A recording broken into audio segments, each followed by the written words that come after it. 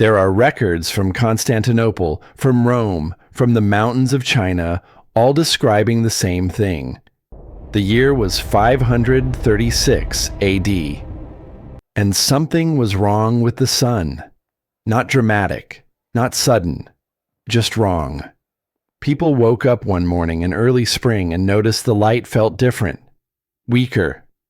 The sun appeared in the sky, but it gave almost no warmth. Some described it as pale, like looking through smoke. Others said it seemed veiled, as if something invisible stood between the earth and the sky. In Byzantium, the historian Procopius wrote that the sun gave forth its light without brightness, like the moon, during this whole year. And he added something else. He said the light was not strong enough to cast a shadow. Imagine standing outside in the middle of the day and not seeing your own shadow on the ground. This wasn't one city. This wasn't one region. This was everywhere, all at once. And it lasted. By summer, when fields should have been full of wheat and barley, farmers in Europe were staring at frozen soil. In parts of Scandinavia, snow fell in July. Across the Mediterranean, harvests failed before they even began. The sun had always been the one certainty. It rose, it warmed the earth, and life continued.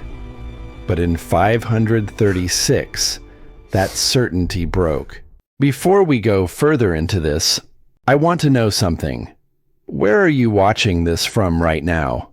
What part of the world are you in? Drop a comment and let me know. This story touched every corner of the earth back then.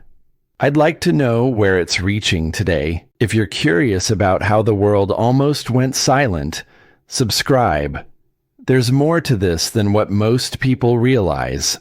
The first written accounts come from the Eastern Roman Empire. Procopius wasn't the only one who noticed. John of Ephesus, a Syrian church historian, described the sun as so dim that people could look directly at it without hurting their eyes. He said it seemed like it was in permanent eclipse, but there was no eclipse recorded for that year. In Italy, Cassiodorus, an administrator serving the Ostrogothic king Theodoric, wrote letters describing the same phenomenon. He mentioned that the seasons seemed to have betrayed the natural order. Spring brought no warmth. Summer felt like winter. These weren't superstitious villagers.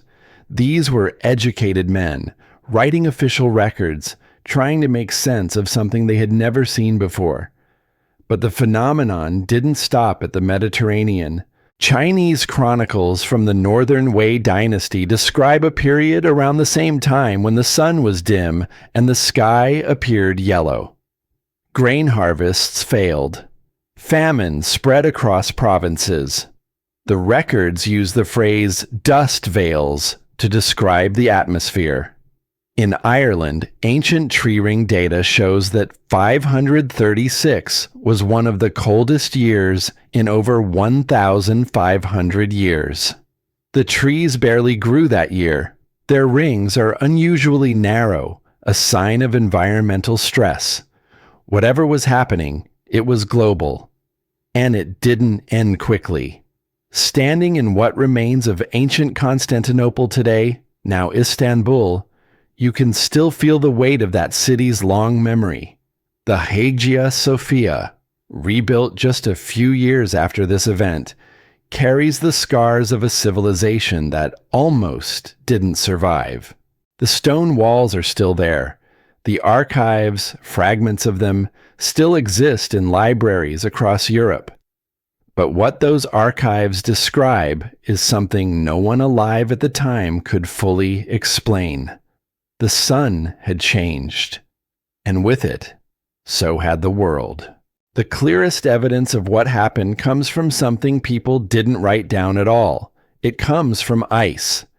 In Greenland, scientists have drilled deep into ancient ice sheets, extracting cores that preserve atmospheric conditions from thousands of years ago. Each layer of ice traps a snapshot of the air from that specific year. and when they examined the ice from 536 AD, they found something unusual: massive deposits of sulfate particles. These particles come from volcanic eruptions.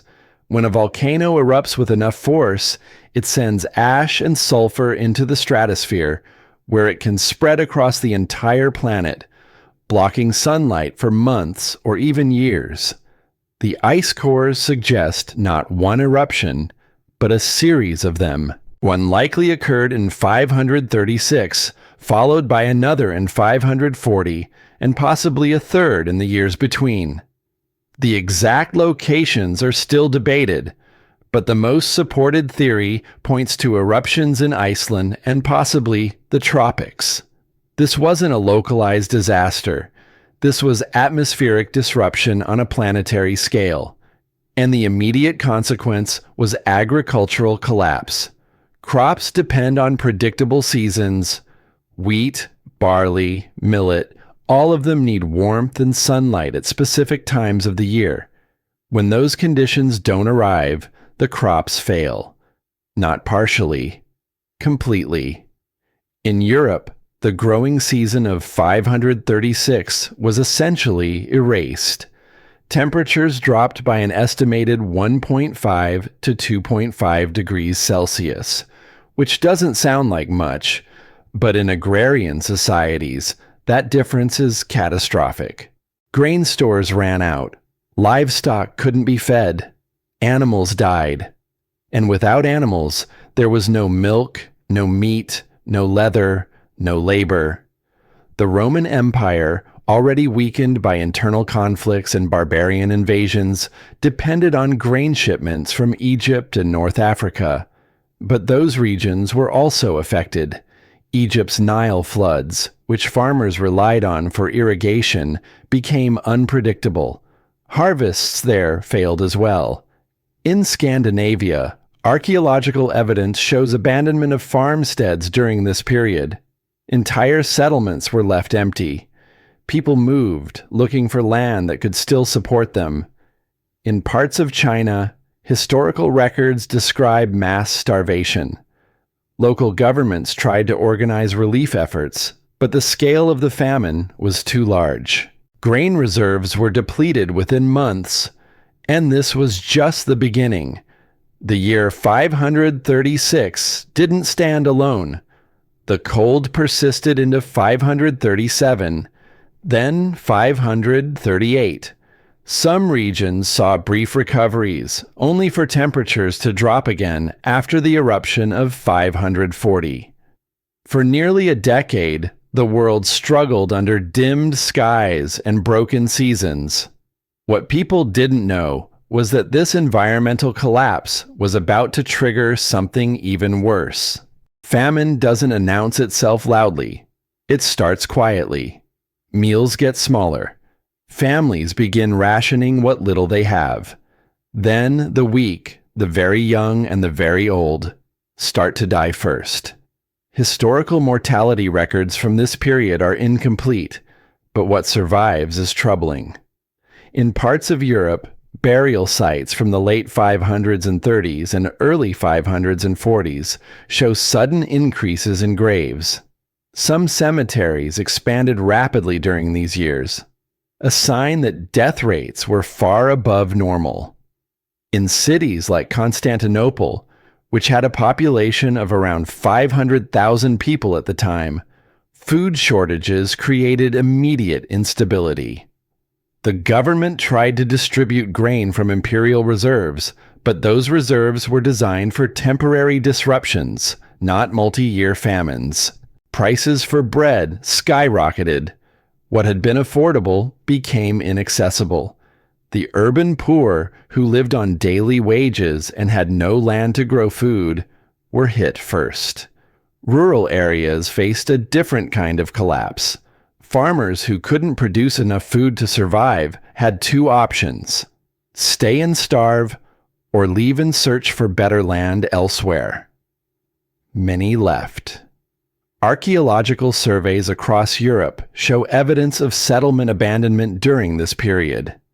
Villages that had existed for generations were suddenly empty. Fields that had been cultivated for centuries went fallow. Some of these places never recovered. They became ruins, forgotten until modern archaeologists rediscovered them centuries later. And then there was the fear. People in the 6th century didn't have the scientific framework to understand what was happening. They didn't know about volcanic eruptions or atmospheric sulfate. They didn't know the sun's dimness was temporary. All they knew was that the natural order had broken, and no one could explain why. In Byzantium, religious leaders interpreted the event as divine punishment. Procopius himself suggested it might be a sign of God's displeasure. Church attendance surged. People prayed for relief, for understanding, for the sun to return to normal. In other parts of the world, different explanations emerged, but the emotional response was the same: confusion, helplessness, desperation. And in the midst of all this, another disaster was forming. The cold, the famine, the weakened populations, all of it created the perfect conditions for disease. In 541 AD, just 5 years after the sun dimmed, the first cases of what would become known as the Plague of Justinian appeared in Egypt. The disease spread along trade routes, carried by ships moving grain and goods across the Mediterranean. By 542, it had reached Constantinople. At its peak, the plague killed an estimated 5,000 people per day in the capital alone. Bodies piled up faster than they could be buried. The government eventually resorted to mass graves, and when those filled, bodies were loaded onto ships and dumped at sea. The historian Procopius, who had described the dimming sun just a few years earlier, now found himself documenting a different kind of darkness. He wrote that the plague seemed to affect people randomly, that it didn't distinguish between rich and poor, young and old. Modern researchers believe the disease was bubonic plague, caused by the bacterium Yersinia pestis, the same pathogen responsible for the Black Death in the 14th century. But the people of the 6th century had no concept of bacteria. They had no medical treatments. They could only watch as their families, their neighbors, their cities fell apart. The plague lasted for decades, recurring in waves across different regions. Some estimates suggest it killed between 25 and 50 million people across Europe, the Middle East, and North Africa. It was one of the deadliest pandemics in human history, and it started in a world already broken by cold and hunger. When something happens that no one can explain, people create explanations. In Byzantium, the dimmed sun and the plague that followed were interpreted through a religious lens. The empire was Christian, and many saw these events as signs that the end times were near. The book of Revelation, part of the Christian Bible, describes a series of catastrophes that precede the final judgment: darkness, famine, plague, death on a massive scale. To people living through 536 and the years that followed, it must have felt like prophecy was unfolding in real time. Church leaders called for repentance. Emperor Justinian, who ruled the Eastern Roman Empire at the time, sponsored the construction of churches and religious monuments, hoping to appease what he believed was divine wrath. But the interpretations weren't uniform. In parts of Northern Europe, where Christianity was still spreading and older pagan traditions remained strong, people turned to different explanations. Some saw the dimming sun as a sign that the old gods were angry. Others believed it was an omen of war or invasion. In Scandinavia, where written records are sparse, oral traditions from this period suggest a time of great hardship. Later, Norse sagas reference periods of darkness and cold, though the exact historical connections are debated by scholars. In China, the response was more bureaucratic. The Wei dynasty government viewed natural disasters as reflections of the emperor's moral authority. If the heavens were disturbed, it meant the ruler had lost the mandate of heaven. Officials conducted rituals, made sacrifices, and issued decrees aimed at restoring cosmic balance. But when the cold and famine persisted, those rituals felt increasingly hollow. What's striking about all these responses is how universal the fear was, even though the explanations differed. Everyone, everywhere, was trying to make sense of something that felt fundamentally wrong.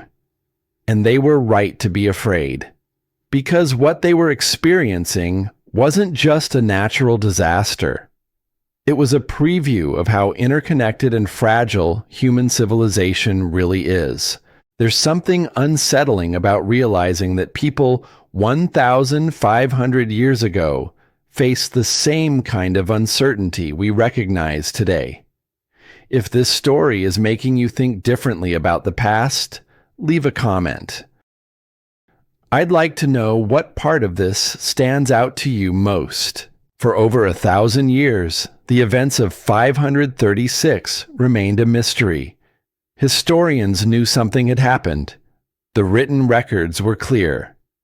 But they didn't know what had caused the sun to dim, the temperatures to drop, or the famines to spread so widely. The breakthrough came in the 1990s, when scientists began analyzing ice cores from Greenland and Antarctica. Ice cores work like a natural archive. Each year, snow falls and compresses into ice, trapping tiny air bubbles and particles from the atmosphere. By drilling deep into these ice sheets, researchers can extract samples that date back thousands of years. When they examined the ice from 536 AD, they found unusually high concentrations of sulfate particles. These particles are a signature of volcanic activity, but it wasn't just one eruption. The ice cores revealed multiple sulfate spikes between 536 and 545 AD, suggesting a series of eruptions over nearly a decade. One of the most likely candidates for the 536 eruption is a volcano in Iceland, though the exact location hasn't been definitively confirmed. Another eruption, recorded in the ice from 540 AD, may have occurred in the tropics, possibly in what is now Indonesia. When a volcano erupts with enough force, it sends ash, sulfur dioxide, and other particles into the stratosphere, the layer of the atmosphere above where weather occurs.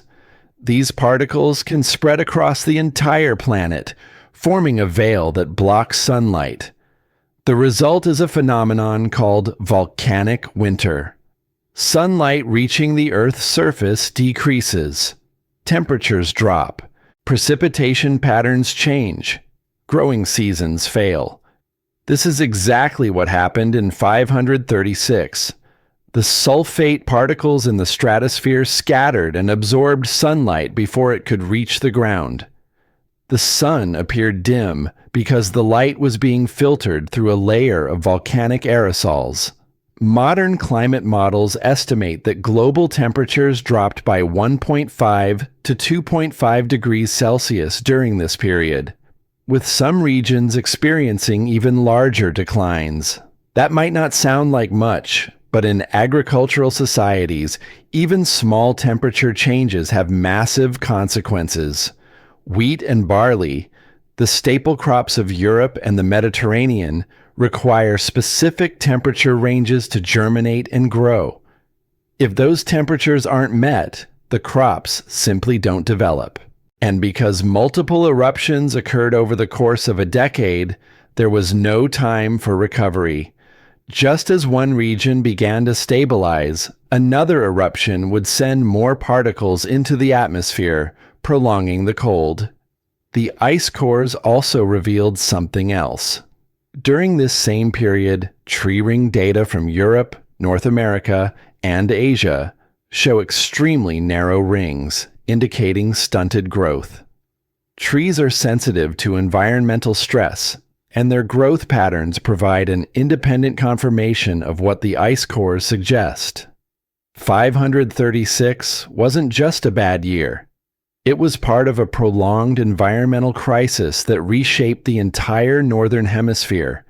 And while the science explains what happened, it doesn't diminish the human cost. Knowing that a volcano caused the darkness doesn't change the fact that millions of people starved, that cities collapsed, that families were torn apart. It just makes it clear how vulnerable we are to forces we can't control. The immediate effects of the volcanic winter were devastating enough, but the long-term consequences reshaped the world in ways that lasted for centuries. The Plague of Justinian, which began in 541 AD, was likely amplified by the weakened state of populations across Europe and the Mediterranean. Malnutrition makes people more susceptible to disease. Weakened immune systems can't fight off infections as effectively. The plague killed an estimated 25 to 50 million people over the course of 2 centuries, recurring in waves every 10 to 15 years. That level of mortality doesn't just reduce population numbers. It erases knowledge, disrupts trade, destabilizes governments, and breaks the continuity of culture. In the Eastern Roman Empire, Emperor Justinian had ambitious plans to reconquer the Western Roman territories that had been lost to barbarian invasions. He had some success in the 500s and 30s, retaking parts of North Africa and Italy. But the plague derailed those efforts. His armies were decimated by disease. His tax base shrank as populations died. Resources that might have been used for military campaigns were instead spent on basic survival. By the time Justinian died in 565 AD, much of his reconquest had unraveled. The empire never fully recovered. In Western Europe, the collapse was even more pronounced. The remnants of Roman infrastructure, already fragile, deteriorated further. Trade networks that had connected cities across the Mediterranean broke down. Literacy rates declined as schools and libraries closed. This period is sometimes referred to as the beginning of the Dark Ages, though modern historians debate that term. What's clear is that the 6th century marked a turning point. The classical world of Rome was fading, and what would become medieval Europe was emerging from the chaos. But the effects weren't limited to Europe. In the Arabian Peninsula, the environmental and economic instability of this period may have contributed to the conditions that eventually gave rise to Islam in the 7th century. Trade routes shifted, power structures changed, new ideas spread in the vacuum left by collapsing empires. In China, the Northern Wei dynasty, already struggling with internal divisions, fractured during this period. Famines weakened the government's authority. Regional warlords gained power. By the mid-6th century, the dynasty had split into Eastern and Western factions. And in Scandinavia, the population decline was so severe that entire regions were abandoned. Some historians believe this period of hardship contributed to the later Viking Age. Younger generations, growing up in the aftermath of the crisis, may have been more willing to take risks, to explore, to raid, because staying home offered no guarantees. These are all indirect consequences, threads connecting one historical moment to another. But they illustrate how a single environmental event can ripple outward, reshaping societies in ways that last for generations. The world that existed before 536 was not the same world that existed after, If you're starting to see how much of history is shaped by forces we barely notice at the time, you're thinking like a historian. Share this video with someone who'd appreciate that perspective. It's worth seeing. The volcanic winter didn't end suddenly. Gradually, over the course of years, the sulfate particles in the stratosphere dispersed. The sun began to appear brighter. Temperatures slowly rose. Seasons started to feel normal again. But the recovery was uneven. Some regions bounced back relatively quickly. Others took decades, and some places never fully recovered at all. In Constantinople, the city survived, though it was smaller, poorer, and more cautious than it had been before. The grand ambitions of Justinian's reign gave way to a more defensive, inward-looking empire. The Hagia Sophia, completed in 537, just a year after the sun dimmed, stands as a monument to that era. It's a structure built in defiance of collapse, a statement that civilization would continue even when everything else seemed uncertain. Walking through that space today, you can still feel the weight of what it represented. The dome, impossibly large for its time, was an act of faith. Not just religious faith, but faith that the future would exist. In Europe, the process of recovery was slower. Trade routes took time to rebuild. Populations took generations to grow back to pre-plague levels. Knowledge that had been lost had to be relearned. But people adapted. They always do. New agricultural techniques emerged. Communities reorganized. The church became a stabilizing force, preserving literacy and offering structure in a fragmented world. By the 7th and 8th centuries, Europe was beginning to look different. Not the same as before, but different. Medieval, not classical. Local, not imperial. And in that transformation, there's something worth noticing. The world didn't end in 536. It came close, closer than most people today realize, but it didn't end. The sun came back.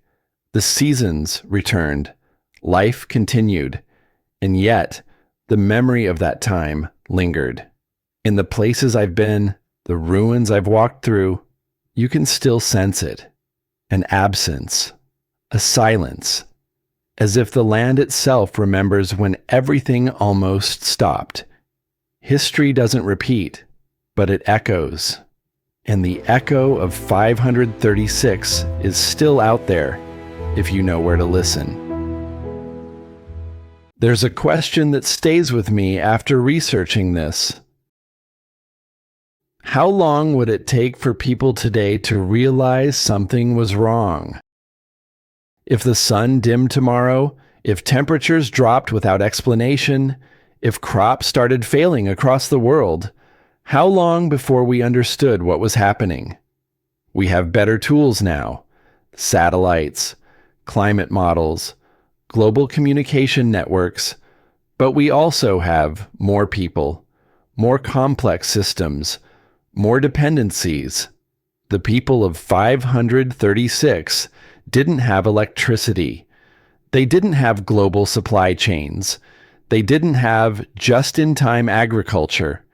In some ways, they were more resilient than we are. In other ways, more vulnerable. But they survived. And that's the part that matters.